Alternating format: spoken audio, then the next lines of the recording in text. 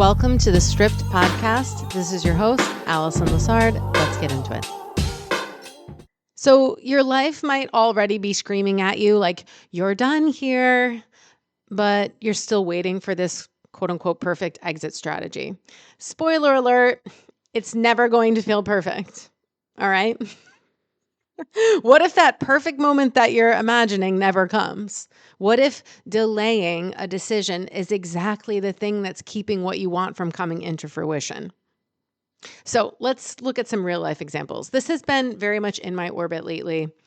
I am very familiar with taking a leap of faith or taking a risk. That's why I am an entrepreneur. That's why I teach people how to do this. So, for example, because I'm sure you can relate to one of these, I had a client. I have more than one client or previous client in my orbit right now who's making a transition in their career. And most of them were doing jobs that felt really soul sucking. They might have paid the bills, maybe not even like as high paying as they want, but they felt stable because they got a paycheck every week. And, I get that. You do want to have your basics covered. However, it's waiting for this like perfect amount of finances to quit or some magical mystical sign that you should put in your resignation, or like waiting for the perfect circumstances to align to finally follow the thing that you want to do. Like, you guys, staying in limbo, honestly, purgatory could last forever if you let it. So this is a really common one, like waiting for the perfect moment to, for example, quit your job or make the career shift, because it's going to be uncomfortable. Like, unless you have a trust fund or you have a lot of money in your savings account that you can just make the leap, you're going to have to make a meaningful sacrifice somewhere, or you're going to have to like temporarily sacrifice a few, like some of your comfort or some of your expenses, or like something's got to give for the full change to take place. Or I have another friend who has been in a long-term relationship who, he admittedly said it's already done, but the actual event, the actual breakup hasn't happened yet. So in some cases, it has to do with finances, or it's clinging to the comfort zone, or on some level, likes being taken care of or feels safe there, and yet is deeply unhappy. A lot of people struggle when it comes to long-term relationships with this sunken cost fallacy. Google it. It's like when you've it's a business term that like when you've put in a ton of time and effort into something, you over rationalize staying because you can't see how it's worth letting go of. And yet many times it is like, you've got to just let it go. It's like, it taught you what it taught you. It was there for a reason. But now that you're clinging, other things can't come into form while you're holding on to your past or whatever. So, or I have another, previous client who wants to do more like creative work full time, but kept applying to these like lower paid, let's say like caretaking jobs or whatever. Maybe it's like nannying or whatever. And, or something else that's like familiar, but feels draining and exhausting. And I went through the same thing where then she kept getting fired like over and over again. I went through this when I lived in Miami, and I kept trying to hustle and work side jobs before I went all in on my business. And I just kept getting fired, which had never happened in my life. And I was like, what the fuck? So, she's gone through that cycle many, many times. And it's starting to be like, okay, when is it time to just focus, because if you're constantly stop and go, and then you're like, okay, I need to apply to this other job and then this other one, and you're just trying to like, you're kind of like just in survival mode, trying to get your bills paid, but then you're really drained and depleted and exhausted. So there's nothing left. When it's time to like make that choice, you feel burned out. I'm not saying that this is an easy transition to make, because when you're getting out of burnout, or you're like in that kind of survival mode, and then you're trying to make a change, as I said, it might take a minute, but at some point you have to decide. So this is all kind of going with a theme of it's already done, but you haven't made the official move yet, whether it's career related, relationship related, whatever. And here's the thing. The perfect moment is a fucking lie, you guys. It's a myth. Oh, I'll know when it's time. No, you probably won't. It will always and forever feel scary, messy, incomplete. It is so rare that I hear somebody say, you know what? The exact perfect moment aligned. I knew with complete and utter certainty that it was the thing that I needed to do. Everything fell into place perfectly. It was amazing. I mean, that is so rare. Sometimes there are certain logistics you need to work out, but don't let them become an excuse to drag things out. Remember this: Energy follows intention. Energy follows your awareness. Energy flows where attention goes. The sooner you make a decision and get clear, the sooner things can start to align for you and fall into place. But think about a bow and arrow. If you pull that arrow back and you shoot it in one direction, it's going to go really fucking fast. If you're trying to send it in 3 different directions at once, your energy's scattered. You can't build momentum in any direction. And making a pivot like this or making a risky choice is always uncomfortable and uncertain. But what's the cost to you of staying in purgatory? This is where you have to get so real with yourself.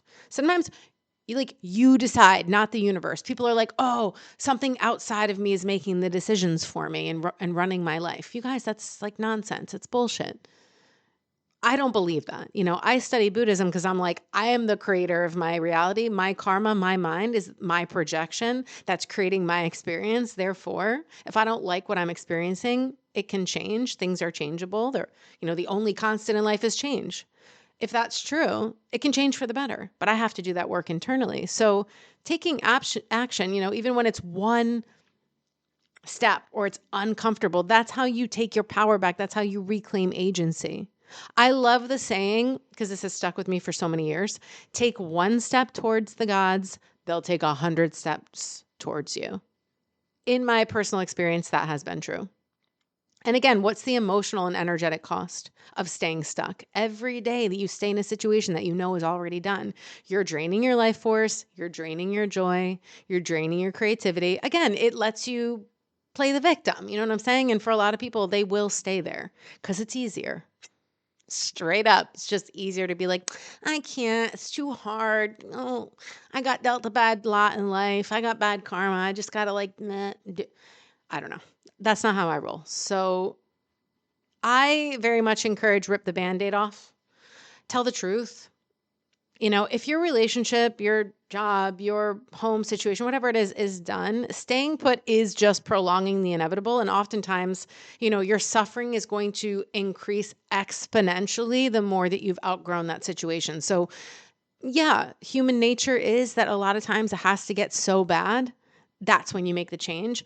I think as you evolve, you will preemptively do things so that it doesn't have to become catastrophic. You don't have to wait until you're having a mental breakdown or that you go bankrupt or whatever the case may be to make the change. But I'm not going to lie. Your comfort zone is where your dreams go to die. So it's only human nature to try and be comfortable and avoid, discomfort and change.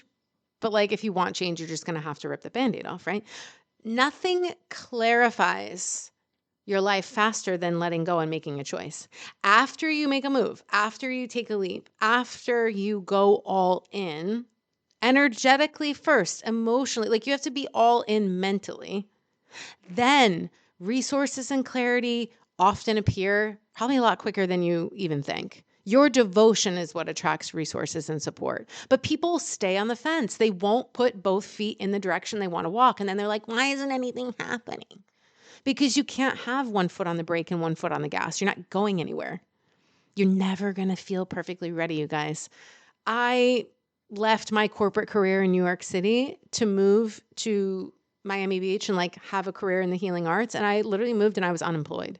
Now, I was married. I did have some financial help, but we weren't rich. So it's not like we had tons of money. It was just enough so that I could make the leap. And I'm like, okay, I'm going to do it. And then guess what? A year went by and then I was like, I want a divorce. That was already kind of happening before. And then I solidified it, but it was like, okay, now I want to get a divorce. What am I going to do? I still don't have a lot of money. I massively took a what's it called? I took a financial hit to take that job in the healing arts because it was much lower paid than mine. I had a 6-figure career in New York and then I moved and I was getting minimum wage, barely over minimum wage. So it was a joke. I was broke, but I really wanted to change my career. And I knew this is going to suck at first. It's going to be uncomfortable. I'm going to have to make sacrifices with my comfort, or I'm not going to live exactly where I want to live, or I'm not going to have spending money. I'm going to have to really entertain myself on a very low budget and go really fucking focus and put all my energy into this if I want to make it happen. And that's what I started doing. When I was trying to start my online business, for example, on YouTube, before that, I was working like 2 to 3 jobs at a time. So I was like doing Reiki. Then I was like doing massage therapy with private clients. Then I was doing online astrology readings. Then I was doing tarot readings on the side. And I was working a job where I got a paycheck, but it was like low paying. You know, I had like 1 or 2 jobs where I worked like at a fitness studio. I worked at a juice place. Like I was doing so many things. But again, my energy was scattered and I was having a really hard time to build the momentum because I was so burned out. So at a certain point, I had to, for example, I had to make a meaningful sacrifice and I had to move home with my family, which was the last thing I wanted to do, even though they're amazing and supportive and they lived in a nice place. Like it was very comfortable, but my ego did not want to move home in my 30s, you know, to like, but I did it because I'm like, I want my business. So I'm going to do whatever I need to do. And that was just the pathway that opened up for me personally. And I didn't want to take it because I was too prideful. I'm like, no, I feel like I'm failing. But it ended up being the best thing that I could have ever done. And so you're going to need to make a meaningful sacrifice of some kind. Like, what can you let go of in the short term? Again, later you might not miss the thing that you let go of. The psychological, mental, emotional hold that these situations or these material possessions or whatever these relationships have on us when we're in them is incredibly strong sometimes. But when you walk away, like you're going to be like, oh my God, thank God. Not one decision that I let go of do I regret. Not a single one. I don't know, I'm just saying.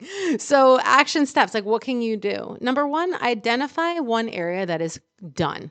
Like you just know on such a deep level that it's over. You just haven't made the move yet. It could be a job. It could be a relationship, a living situation. I don't know, even like an old belief around like love or money. Number 2, set a micro deadline. So like this is a baby step. This is going to like get you in the mode of moving forward without having to take the huge leap first. So it might be making a phone call, writing an email, scheduling a conversation. I did this with a client a little while back where they were in a job and they wanted to quit and they had the resignation letter all written up, but they just hadn't sent the letter because they were procrastinating because they were afraid to take the final leap because it was going to mean like for a minute, they weren't going to have a job. So they were like, shit, I'm not going to have income coming in. But again, sometimes you need that fire under your ass to go for the new thing. If you're too comfortable, you're probably not going to do the fucking work. You know what I mean?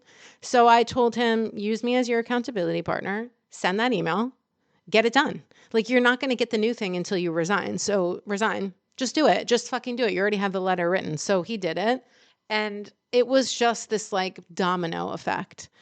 And it wasn't perfect, but the shifts happened really fast after that. It was like within a month, he had a new job. And then actually the contract was paying a lot more for a time. Then he moved unexpectedly. And then like all this stuff started happening. But if he hadn't pulled the trigger with the job stuff, that other stuff probably wouldn't have happened. And number 3, prepare for the mess. You guys, it's probably not going to be pretty. It may be messy. It may feel bad for a little while, like shitty and uncomfortable, but that's real life. That's just how it goes. It's okay. Why are you judging yourself on it? You know, why are you so worried about what everybody else thinks about your life? Like these are the deeper things that you have to really contemplate because these are the reasons why you've stayed stagnant or like why you've stayed stationary, sitting on the fence. It's normal, you know, but at a certain point, you have to just be so radically honest with yourself. I'm choosing this shitty situation. I continue to choose it. I'm choosing it every day. I'm not choosing to let go of it. Therefore, don't be shocked when you're suffering. Like I said, suffering might get really bad.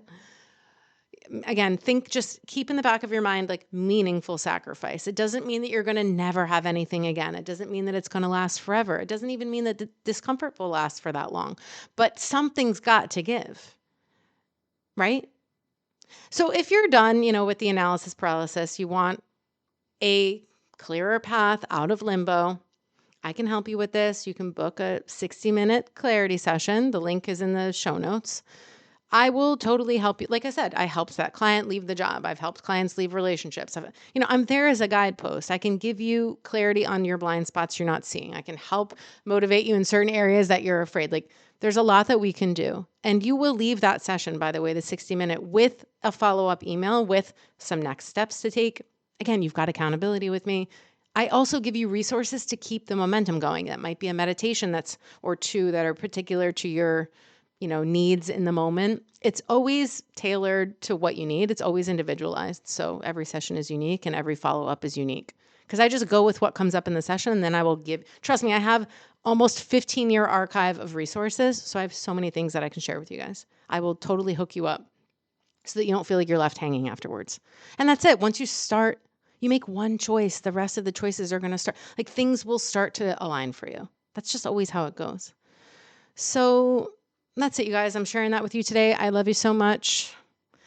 And I will see you in the next one.